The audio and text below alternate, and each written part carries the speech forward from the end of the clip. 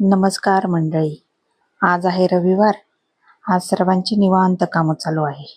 कोणालाच घाई गडबड नाही आणि कोणाला कुठे जायचंही नाही. मग जो तो ज्याच्या त्याच्या कामामध्ये मग्न आहे. इकडे शार्वी तिच्या खेळण्यामध्ये मग्न आहे. आज शार्वी पण उठली उशिरा, आम्ही पण उठलो उशिरा. मग काय 10 वाजून गेले होते. अंघोळ वगैरे झाली, मग मी तिचं आवरून देत होते. थोड्या वेळ गप्पा वगैरे मारल्या. मिस्टर गेले किराण्याचं सामान वगैरे आणायला. मग मी इकडे म्हटलं तर स्वयंपाकाला सुरुवात करूया. आपल्याला संडे जरी सुट्टी असली पण स्वयंपाकाला थोडी सुट्टी असते.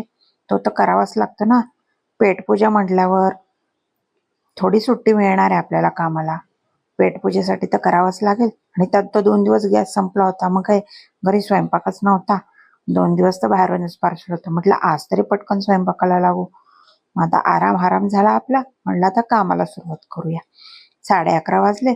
मग इकडे वरण भाताचा कुकर लावला आणि एकाकडे फ्लावरची भाजी करायला घेतली आणि एकाकडे पोळ्या लाटून घेतल्या. तोपर्यंत मिस्टर येणारच होते सामान घेऊन.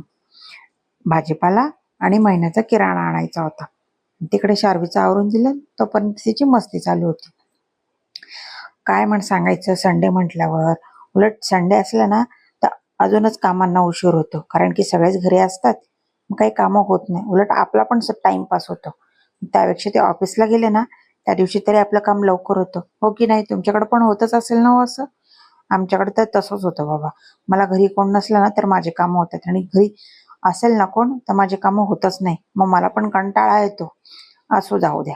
मग काय इकडे शार्वीच्या पप्पांनी आणला सामान किराणा आणि एकाकडे भाजीपाला पण आणला. शार्वी तर एकदमच खुश झाली.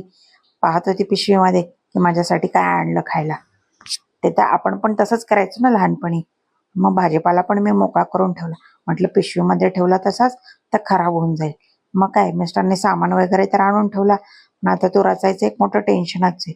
मग सगळं असं निवांतमध्ये संध्याकाळ कधी झाली कळालंच नाही.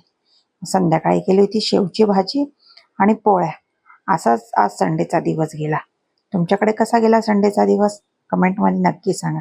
चला भेटूया. बाय.